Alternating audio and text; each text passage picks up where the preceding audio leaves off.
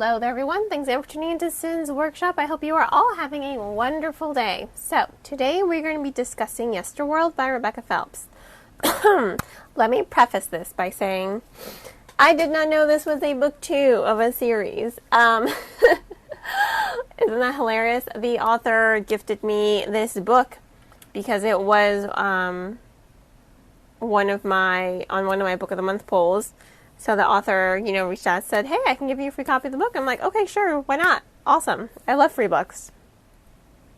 So I got it, and I had no idea. I did not do my research because I usually don't like doing sequels for my polls, specifically for this reason. I should have done my research. I thought it was a book 1. I was just like hooked by the premise. I thought, oh, this seems like a really cool book that I would like to read. I was not disappointed. I really did love this book, and when I was finished reading it, I went and I bought book 1. Have I read it yet? No. Will I? Of course I will. I bought it. It was phenomenal. I liked the fact that I was able to read this book, but I wasn't lost. I knew that there were bits and pieces of information that I was missing clearly, given the plot, the premise, and the way the author hints and alludes and gives backstories of the events of book 1. I wish I had a deeper understanding. This is my fault.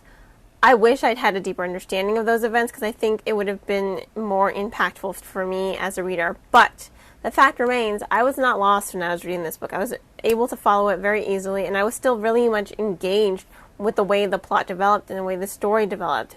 Because you're following Marina. And at her school, in like the basement, her school used to be like a scientific, I don't even know what to call it. It used to be someplace where you would study, like, I don't know, and I'm just making myself sound stupid at this point. There's a word for it, and it used to be like a power plant. There we go. It was like a power plant. Nuclear testing for the government. So in the basement of the school, you have these 3 doors, one labeled yesterday, today, tomorrow. They are paths to the past, the present, and the future. She already went to the past in the first book, and now she's having to deal with the ramifications in this book. Her life has completely been turned upside down, and you feel the emotion from Marina, which is why you definitely are able to connect to it and definitely connect to the characters. I absolutely loved that aspect of the story. I loved the time travel sci-fi element. It's really hard to do time travel well sometimes because I feel like authors lose themselves, and there's a lot of time travel itself is just a complex topic to think about, It's something that's been done so many times, you just have to think about it. But the ramifications that come from it are catastrophic, Just think of the butterfly effect. There we go. But that's back on point, sorry. I'm just really excited about this book. So my mind is going like a million miles a second, and I'm trying to just look at my notes and just focus on the here and now.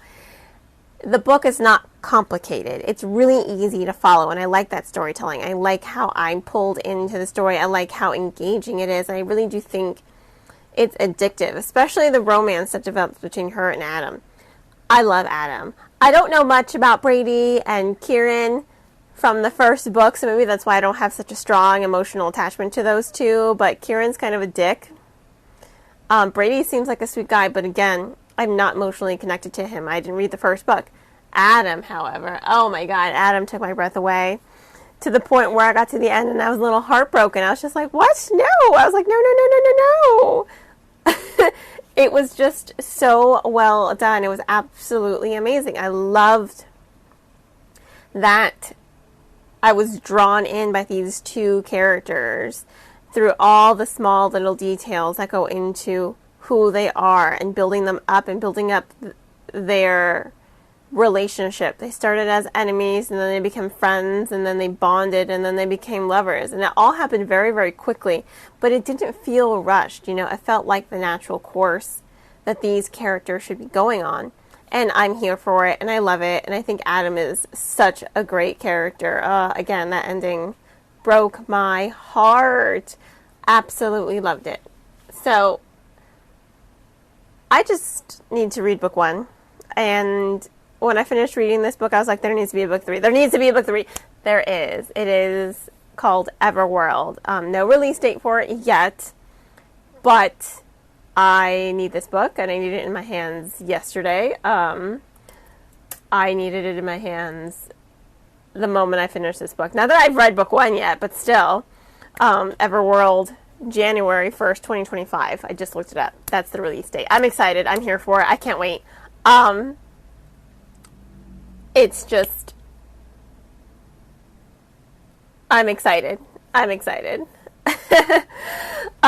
Anyway, I have to give this book 5 out of 5 stars. I know I've been giving a lot of books really high ratings, but when they impact me and make me addicted and hooked and I'm just like stuck on them, that's a good book in my opinion. And especially when I'm highly anticipating this 3rd book. Oh my God, I'm so excited. Just as long as she ends up with Adam. Otherwise, I will be devastated again. So once again, 5 out of 5 stars. If you want to go ahead and purchase this book, I will include links, of course, in the description to where to purchase. And then that note, I hope you all will continue to support me here by liking this podcast, subscribing to it, and sharing it with all your book-loving friends. You can also become a supporter on Buy Me Coffee, Ko-fi, Patreon, by purchasing one of my handmade candles, or by following any of my social media platforms.